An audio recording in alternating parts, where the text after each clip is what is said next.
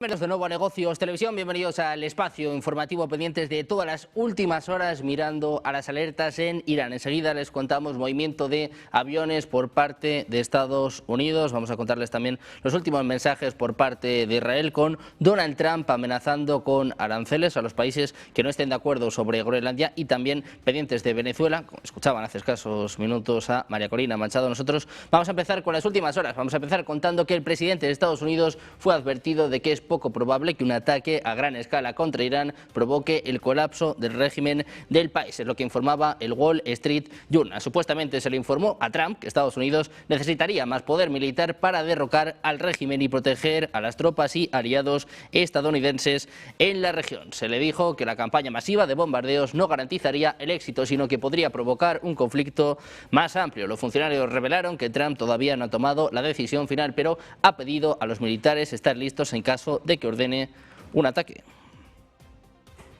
Mientras tanto, el Pentágono ha ordenado el despliegue de un segundo grupo de ataque de portaaviones hacia Oriente Medio, encabezado por el US George Bush, en una señal clara de refuerzo estadounidense ante el deterioro de la situación regional. Según fuentes de defensa, el portaaviones y su grupo de escala cruzarán el Océano Atlántico en aproximadamente 10 días. Una vez en la región, el grupo podría entrar en el mar Mediterráneo y posicionarse cerca de la costa de Israel, o bien transitar por el canal de Suez para desplegarse en el mar Rojo, ampliando así las opciones operativas de Washington. El movimiento se produce en un contexto de creciente tensión con Irán, marcado por advertencias cruzadas, actividad militar intensificada y preparativos defensivos en varios frentes. La presencia de un segundo grupo de ataque aumentaría de forma significativa la capacidad de proyección de poder naval y aéreo de Estados Unidos en la región. Les contamos además que al menos 4 aviones de carga C-17A Globemaster III de la Fuerza Aérea de Estados Unidos se encuentran en ruta hacia la base aérea de Diego García, es lo que apuntan datos de seguimiento de vuelos militares. El movimiento refuerza la atención sobre la actividad logística estadounidense en el Océano Índico, en un contexto de elevada tensión geopolítica. De acuerdo con la información disponible, 3 de los aparatos despegaron desde la base aérea de Ramstein, en Alemania. Entre ellos figuran los vuelos identificados como RCH-866, RCH-870 y RCH-830. Un cuarto C-17A estaría siguiendo una ruta similar hacia el mismo destino. La base aérea Diego García es una instalación clave para operaciones de largo alcance de Estados Unidos, utilizada habitualmente para apoyo logístico, despliegue de bombarderos estratégicos y almacenamiento de material militar. Su ubicación permite proyectar poder hacia Oriente Medio, el sur de Asia y África Oriental. Aunque el Departamento de Defensa de Estados Unidos no ha emitido comentarios sobre el propósito de estos vuelos, analistas señalan que el envío de varios C-17A suele estar asociado a traslado de personal, equipos pesados, municiones o suministros estratégicos, más que operaciones rutinarias. Por su parte, la Casa Blanca informaba que las autoridades iraníes han suspendido unas 800 ejecuciones previstas para el miércoles, después de que Donald Trump advirtiera sobre graves consecuencias si Teherán continuaba la matanza de participantes en las protestas que sacuden al país. Leavitt insistía en que Trump y su gabinete están vigilando de cerca la situación y que todas las opciones siguen sobre la mesa. Understands today that 800 executions that were scheduled and supposed to take place yesterday were halted.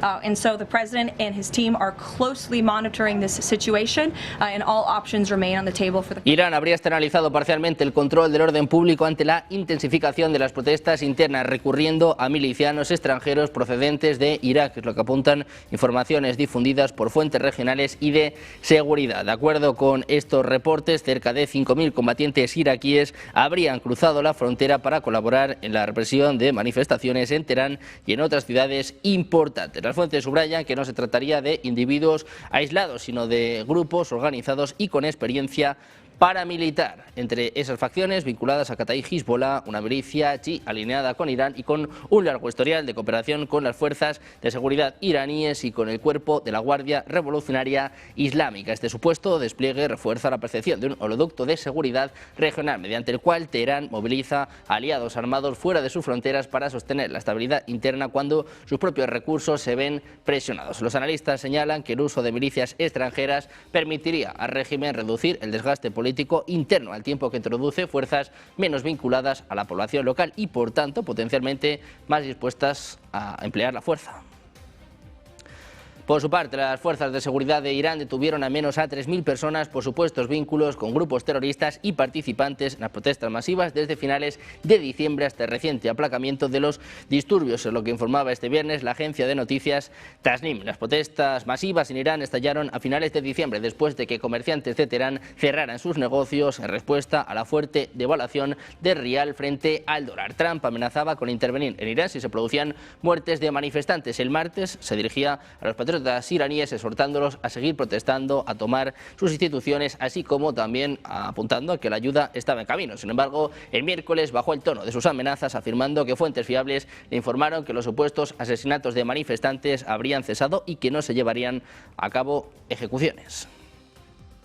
Desde el 8 de enero, Irán permanece bajo un bloqueo digital casi total, superando las 180 horas, es lo que apunta el observatorio de Internet NetBlocks. Las autoridades iraníes han restringido el acceso a Internet por las violentas protestas contra el gobierno que sacudieron a la nación persa desde finales de diciembre hasta inicios de enero. El ministro de Exteriores iraní, Seyed Abbas Araghchi, aseguraba este miércoles que la situación en el país lleva varios días estabilizada después de que se llevara a cabo una operación contra terroristas que instigaron los disturbios. El gobierno iraní no tiene planes de levantar el bloqueo de Internet antes de mediados de marzo, el comienzo del año nuevo persa, según Iran Wire, citando declaraciones hechas por el portavoz del gobierno a activistas de los medios. También miramos a Israel. El director de la agencia de espionaje, David Barnea, llegó a Estados Unidos el viernes por la mañana para mantener conversaciones sobre la situación en Irán. Es lo que apunta una fuente israelí y otra fuente con conocimiento de la reunión. La visita de Barnea es parte de las consultas entre Estados Unidos e Israel sobre las protestas en Irán y la posible acción militar de Estados Unidos en respuesta a la represión del régimen. El ejército de Estados Unidos está enviando capacidades defensivas y ofensivas adicionales a la región para estar preparados en caso de que Trump ordene un ataque. El portaaviones Abraham Lincoln y su grupo de ataque se dirigen al Medio Oriente desde el mar de China Meridional. También se espera que lleguen a la región más sistemas de defensa aérea, aviones de combate y posiblemente submarinos. Cuando se puso en contacto con Wyckoff, Araghchi propuso una reunión y la reanudación de negociaciones nucleares. El gobierno israelí teme que los iraníes utilicen estas negociaciones para ganar tiempo y aliviar la presión de Estados Unidos.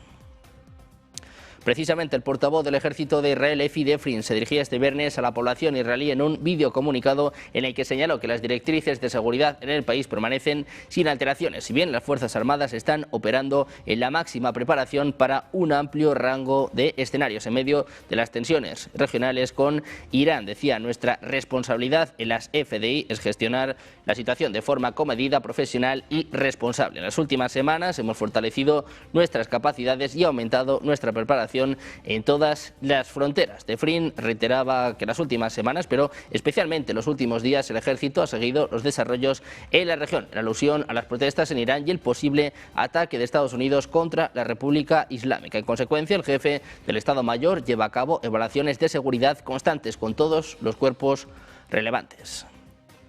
Mientras tanto, el presidente de Rusia, Vladimir Putin, ha mantenido este viernes una conversación con su homólogo iraní, Masoud Pezeshkian, en la que han tratado la crisis abierta en Irán con el estallido a principios de mes de protestas y fuertes disturbios que han dejado, según algunos activistas, cerca de 3.400 muertos en la República Islámica. Según el recuento del Kremlin, el presidente iraní ha informado a Putin de los esfuerzos activos que está realizando el gobierno iraní para normalizar la situación en el país. Lo que comenzó como una protesta por la situación económica tras el desplome de la moneda nacional ha terminado degenerando a ataques a instituciones públicas respondidos con extrema dureza por parte de las fuerzas de seguridad iraníes. El gobierno iraní reconoció en un primer momento la legitimidad de las quejas de la población tras el hundimiento del rial, pero ahora achaca estos disturbios a una conspiración orquestada por Estados Unidos y también por Israel.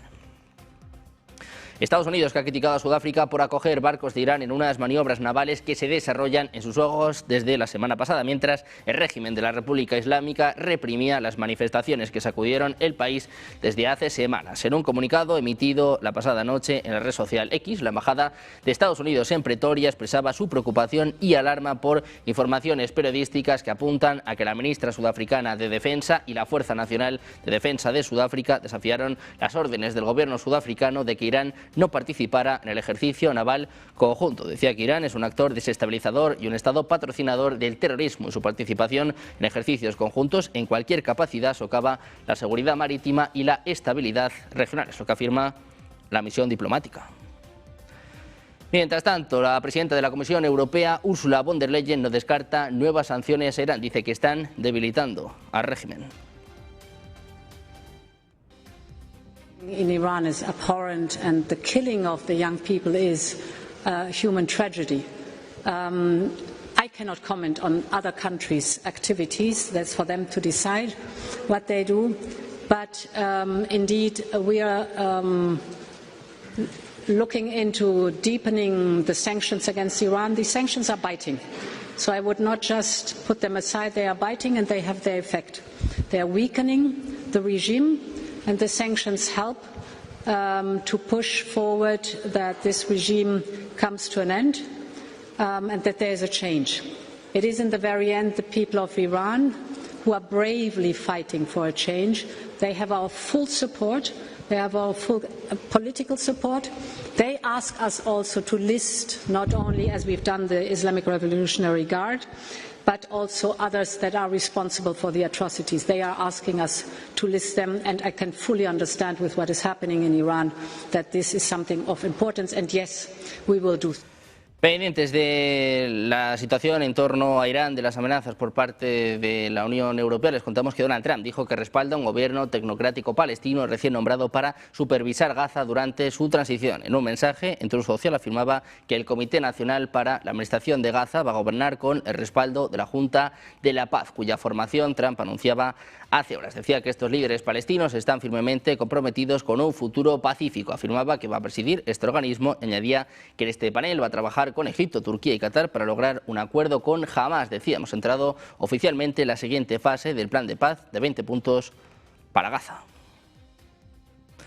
Pendientes de la tensión en Oriente Medio, vamos a escuchar los mensajes por parte del secretario general de la ONU. Antonio Guterres advertía este jueves que el mundo atraviesa un caos dominado por conflictos, impunidad y desigualdad.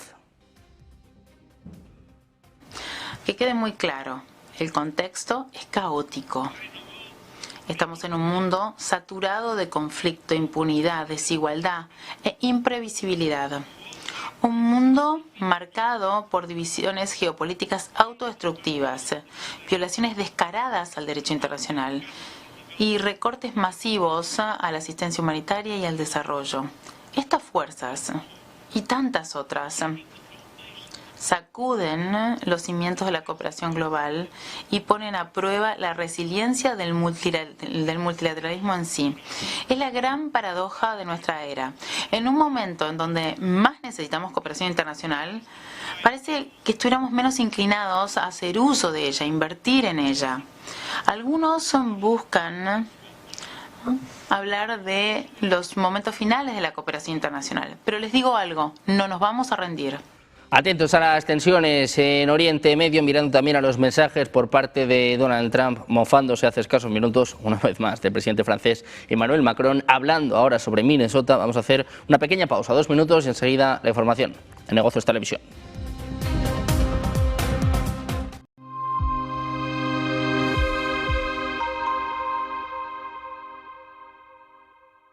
Tras la captura de Nicolás Maduro, Venezuela entra en un momento inédito.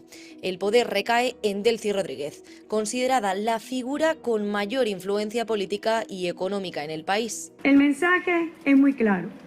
El mensaje es una Venezuela que se abre a un nuevo momento político, que permita el entendimiento desde la divergencia y desde la diversidad política ideológica. Para entender mejor el peso político y económico de Delcy Rodríguez, hablamos con el consultor político y exconsejero de diplomacia de Venezuela, Aldo de Santis, quien ha seguido de cerca la evolución del chavismo.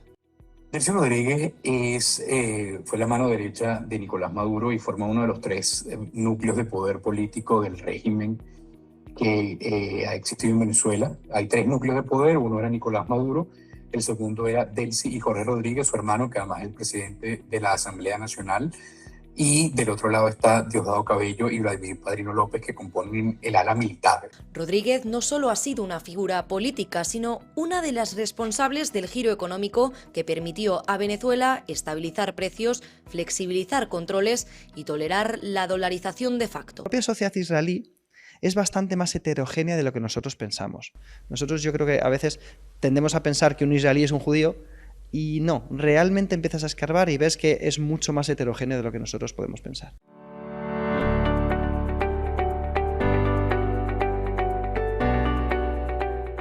Hoy, 14 de enero de 2026, la Fundación Puertas Abiertas publica su informe de persecución de cristianos en el mundo.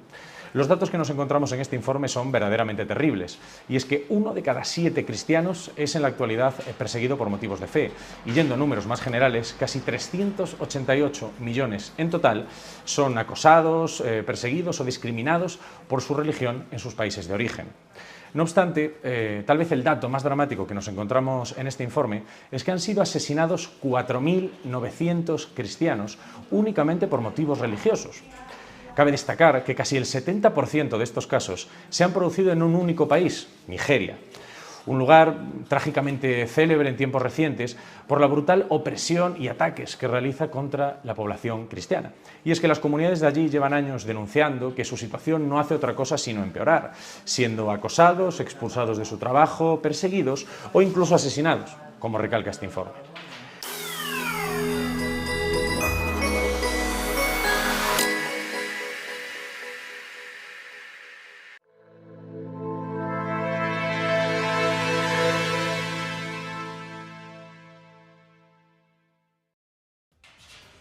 Seguimos en Negocios Televisión, seguimos mirando a las últimas horas pendientes del presidente de Estados Unidos en este momento de máxima tensión en Oriente Medio. Tenemos nuevo mensaje de Trump en Truth Social. Una vez más vuelve a amenazar a Minnesota. Ayer hablaba de invocar la ley de insurrección y hoy vuelve a hablar más o menos en los mismos términos. Decía, en Minnesota los alborotadores, agitadores e insurrectos son en muchos casos profesionales bien pagados. El gobernador y el alcalde no saben qué hacer, han perdido totalmente el control. Dice Trump, ahora mismo están siendo inútiles. Si me veo obligado a actuar, se va a resolver de forma rápida y eficaz. Vuelve a poner sobre la mesa esta ley de insurrección con la que ayer amenazaba y dice además que los alborotadores, agitadores e insurrectos son profesionales bien pagados. Trump amenazando a Minnesota en un momento en el que precisamente vamos a hablar del presidente de Estados Unidos. Estamos hablando sobre la situación de tensión en Oriente Medio con estas amenazas en torno a Irán y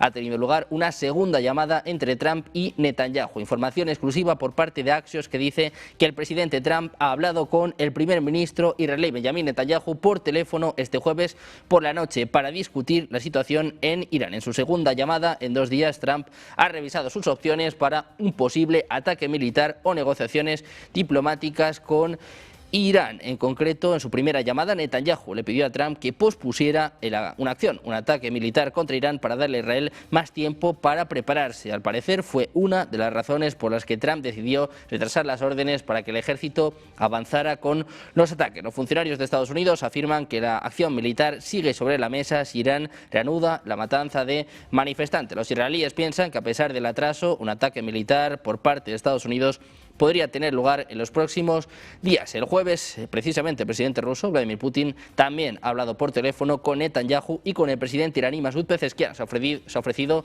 a mediar entre ambos países. Netanyahu ha enviado al director de la agencia de espionaje, ha enviado a David Barnea, el jefe del Mossad, a Estados Unidos para consultas con Irán. Se espera que Barnea se reúna con el enviado de la Casa Blanca, Steve Witkoff, en Miami. En este contexto, en medio de esta incertidumbre en torno a si habrá o no un ataque sobre Irán, Trump y Netanyahu mantienen su segunda llamada. Seguimos con el presidente de Estados Unidos como protagonista. Les decíamos, estábamos hablando sobre la situación de tensión en torno a Irán. Vamos a mirar también a los últimos mensajes apuntando a un líder europeo. Una vez más se mofa del presidente francés. Nos va a contar las claves nuestro compañero Enrique Castilla. ¿Qué tal? Enrique, muy buenas tardes. Muy buenas tardes, Sergio. Efectivamente, el presidente de los Estados Unidos se ha burlado de nuevo de Emmanuel Macron. Lo hizo hace semanas atrás, de nuevo lo vuelve a hacer Donald Trump. Y es que ha amenazado tanto a Francia como a Alemania, esos dos países, de que deben subir los precios de los medicamentos. Decía Donald Trump en ese acto, en una mesa redonda sobre inversión de salud en ámbito rural. Bueno, pues Donald Trump decía que la semana pasada, hace pocos días, tuvo una reunión, una llamada telefónica con Macron y decía que lo van a ver ustedes enseguida, que cuando Macron decía que no, que había que bajar los precios, él decía que no los iba a bajar, sino que tenían que subir los precios de los medicamentos. Escuchen ustedes a Donald Trump. Nice man. And I said, Emmanuel, yes, Donald, thank you so much for calling. Oh, I said, you're not going to like this call. You're going to have to get your drug prices up. No, I will not do that. I said, Emmanuel, we're paying 13 times more than, 13 times, not 13%, 13 times more than you are for this pill. I rattled off some numbers that are crazy. You know the numbers I'm talking about, Oz. Oz would give me some numbers. I'd say, this is crazy. We're paying 10 times, 12 times, 13 times.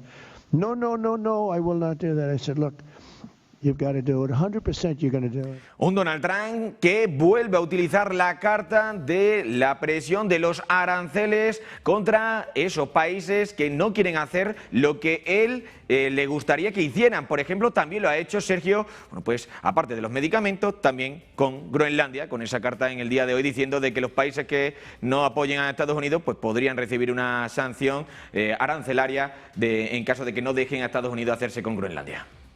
Bueno, pues un Donald Trump que una vez más pone en jaque, ¿no?, a los líderes europeos, mofándose una vez más de Emmanuel Macron. Muchas gracias, Enrique, por esta última hora. Nosotros vamos a mirar precisamente a Donald Trump, también a la protagonista que escuchaban hace apenas unos minutos, María Corina Machado, en un momento en el que Noruega ha reaccionado con incredulidad a la noticia de que la Premio Nobel de la Paz, María Corina Machado, entregó su medalla al presidente de los Estados Unidos, que desde hace tiempo codicia este premio. Decían, esto es completamente inaudito, es lo que apuntaba la profesora de la Universidad de Oslo y es política a la emisora pública NRK. Decía, es una total falta de respeto por el premio por su parte. Lo calificaba de insignificante y patético. Trump afirmaba merecer el Premio Nobel de la Paz por haber resuelto numerosas guerras desde su segundo mandato. Aceptaba la medalla de manos de la líder opositora venezolana en una reunión en la Casa Blanca este mismo jueves.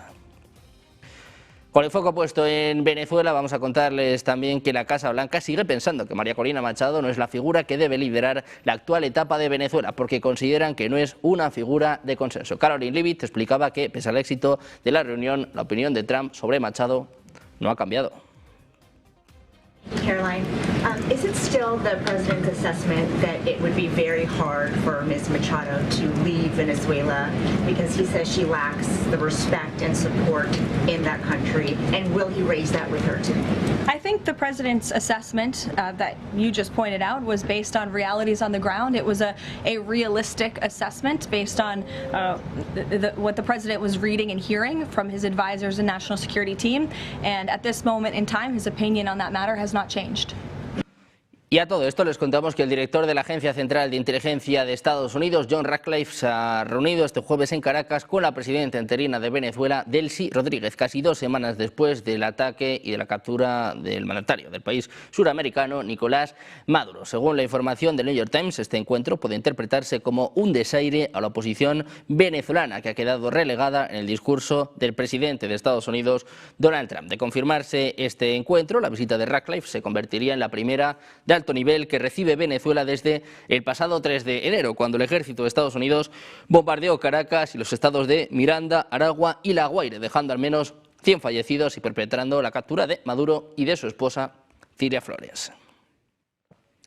Además, el presidente de Cuba, Miguel Díaz-Canel, advertía este viernes a Estados Unidos de que no habrá entendimiento posible ni negociación con coerción, indicando que su país está dispuesto al diálogo, pero con igualdad y con respeto. Díaz-Canel hizo estas declaraciones en el discurso central del acto de homenaje a los 32 cubanos fallecidos en la operación militar de Estados Unidos del pasado día 3 de enero, que culminó con la captura del presidente de Venezuela, Nicolás Maduro, y su esposa. Decía, no hay reducción ni claudicación posible, como tampoco ningún tipo de entendimiento sobre la base de la coerción o la intimidación. Cuba no tiene que hacer ninguna concesión política, ni eso jamás estará en una mesa de negociaciones para un entendimiento entre Cuba y Estados Unidos. Decía Díaz-Canel que es importante que lo entiendan, que siempre van a estar dispuestos al diálogo y al mejoramiento de las relaciones entre ambos países, pero en igualdad de condiciones y sobre la base de respeto mutuo. Decía, si ha sido por más de 6 décadas la historia, ahora no será diferente. También hablaba en este sentido Claudia Sheinbaum, la presidenta de México, defendía este viernes que la cooperación con Estados Unidos en seguridad ha dado resultados muy contundentes. Sostuvo que el balance debe medirse bajo principios de respeto mutuo y responsabilidad compartida en medio de las nuevas críticas de Washington a las políticas de seguridad mexicanas. Seguir trabajando como lo hemos hecho, seguir cooperando, colaborando. Y dos palabras muy importantes: respeto mutuo y responsabilidad compartida. Respeto mutuo es: tenemos confianza, nos respetamos, estamos trabajando bien, colaboramos, nos coordinamos. Responsabilidad compartida: a ellos también les toca una parte. ¿Qué parte les toca? Pues una campaña muy intensa para reducir el consumo de drogas en Estados Unidos, de jóvenes estadounidenses. No puede pensarse que este problema del cruce de drogas se puede resolver solo de este lado.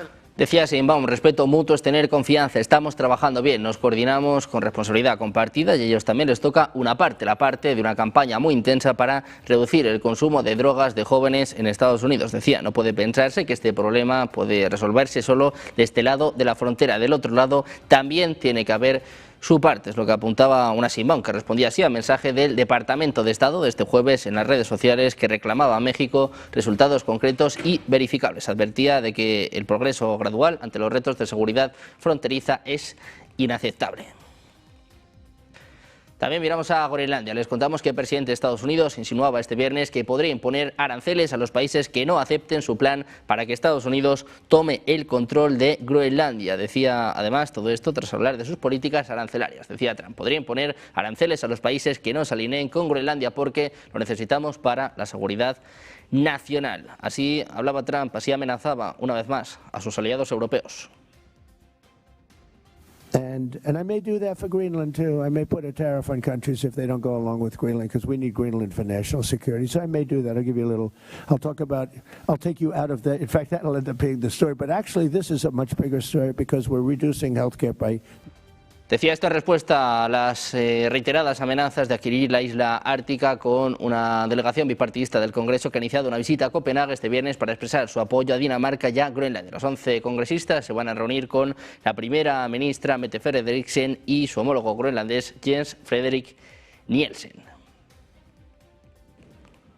Territoire autonome du Royaume de Danemark, les Européens ont une responsabilité particulière, car ce territoire appartient à l'Union européenne, car ce territoire est aussi celui d'un de nos alliés de l'OTAN.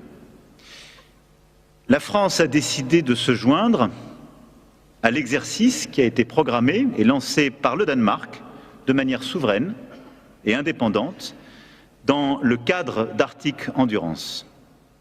Une première équipe de militaires français est déjà sur place et sera renforcée dans les prochains jours par des moyens terrestres, aériens.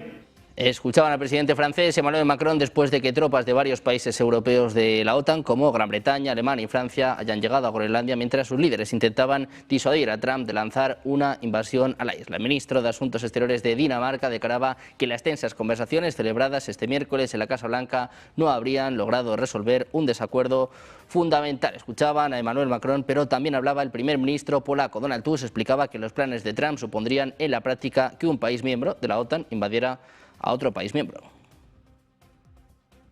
I z naszego punktu widzenia katastrofa. Znaczy konflikt czy próba zaboru terytorium państwa, które jest członkiem NATO, przez drugie państwo, które jest członkiem NATO, i to są w dodatku Stany Zjednoczone, no to byłby koniec świata takiego świata, jaki znamy i który nam przez dziesięciolecia gwarantował bezpieczeństwo. Nie tylko nam, gwarantował także ten ład światowy oparty na solidarności natowskiej, która powstrzymywała na świecie, a przede wszystkim w Europie, w Ameryce Północnej, powstrzymywała złe siły związane czy to z komunizmem, czy z terroryzmem, czy z innymi formami agresji międzynarodowej i próbami łamania porządku międzynarodowego. Por su parte, la Casa Blanca consideraba este jueves que el envío de tropas a Groenlandia, a lo que se han comprometido varios socios europeos de la OTAN, no afecta en absoluto al objetivo de Donald Trump de hacerse con el control de la isla. Caroline Leavitt también se refería a la reunión del pasado miércoles entre el secretario de Estado, Marco Rubio, y los ministros de Exteriores de Groenlandia y de Dinamarca. Dice que fue una buena reunión y que se acordó seguir manteniendo el contacto. Caroline, what about Greenland? You reportedly sent troops over there. Does that change at all what the president is doing on this? And then a second question. Yesterday, in a Senate help hearing, Senator Josh Hawley repeatedly asked a doctor if men can get pregnant, and she did not directly answer that. What are your thoughts on that? Well, to your first question on Greenland, I don't think troops in Europe impact the president's decision-making process, nor does it impact his goal of the acquisition of... Mientras tanto, el Kremlin decía que está siguiendo de cerca la situación extraordinaria en torno al territorio danés autónomo de Groenlandia, mientras los aliados europeos de la OTAN despliegan fuerzas en la isla ártica para realizar ejercicios militares en una muestra de unidad contra el agresivo impulso por parte de Donald Trump para asegurar el control de esta isla para Washington. Rusia afirmaba que iba a reforzar sus capacidades de infraestructura en el Ártico. Calificaba los ejercicios de la OTAN de provocación a tiempo, que desestimaba la afirmación de Trump de que Moscú o China acabarían tomando el control de Groenlandia. Estados Unidos no lo hacía. Trump afirma que necesita Groenlandia porque es vital para su seguridad nacional. La disputa amenaza con romper la alianza de la OTAN. Precisamente vamos a mirar las declaraciones por parte de la presidenta de la Comisión Europea, Ursula von der Leyen. Aseguraba que Groenlandia puede contar con la Unión Europea política, económica y financieramente ante las amenazas de Donald Trump. Subrayaba que el Ártico y su seguridad son cuestiones clave para el bloque comunitario. On Greenland, what is clear is that Greenland can count on us politically, economically and financially. And when it comes to its security, the discussions on Arctic security are first and foremost a core issue of NATO. But I also want to emphasize that it is the Arctic and Arctic security, both topics, are core topics for the European Union and matter enormously. Hablamos ahora de China, que dice que controla por completo la situación en torno a Taiwán. Dice que combatir a los separatistas no le supondría ninguna dificultad. Es lo que afirmaba este viernes Zhang Xiaogan, el portavoz del Ministerio de Defensa Nacional chino, en una rueda de prensa. Decía, para nosotros hacer frente a las Fuerzas Armadas de la independencia de Taiwán es como atrapar una tortuga en una tinaja. Cualquier medida que permita castigar severamente a estos elementos independentistas está sobre la mesa. Remarcaba que la cuestión de Taiwán es un asunto puramente interno de China. Decía, cómo resolverla es un asunto de los propios chinos y las fuerzas externas no tienen derecho a meter las narices en este asunto. En este contexto, un periodista le preguntó sobre su opinión en una encuesta en Taiwán que arrojaba que más del 60% de los consultados no está dispuesto a ir al frente ni tampoco a que lo hagan sus familiares. Decía China que esto demuestra una vez más que la gran mayoría de los habitantes de la isla desea paz, desarrollo, intercambios y cooperación. No quieren ver confrontación y antagonismo a ambos lados del estrecho y mucho menos un conflicto armado. Miramos ahora a Rusia. Les contamos que Moscú no venderá el sistema de misiles Oresnik a París. Es lo que afirmaba este viernes Vladimir Chisov, vicepresidente primero del Comité de Defensa y Seguridad del Consejo de la Federación de Rusia, en una entrevista. En la jornada anterior, el presidente francés Emmanuel Macron declaraba que Europa y Francia en particular deberían desarrollar sistemas de armas similares a Oresnik. Decía, si Macron quiere venir a comprarnos Oresnik, no creo que se lo vendamos por ahora. En cuanto a hacer su propio Oresnik, decía, me atrevo a decir que el ingenio técnico del complejo militar industrial francés está muy lejos de ese nivel. En este contexto, el funcionario sugería que los líderes europeos tienen envidia. Decía, es más fácil sentir envidia que hacer algo por uno mismo. Desde Rusia, mirando también a estas tensiones en Irán con estos aviones de Estados Unidos, con este despliegue también del mayor portaaviones de la flota estadounidense. Vamos a hacer una pequeña pausa, 2 minutos, enseguida volvemos con la información, con los expertos en Negocios Televisión.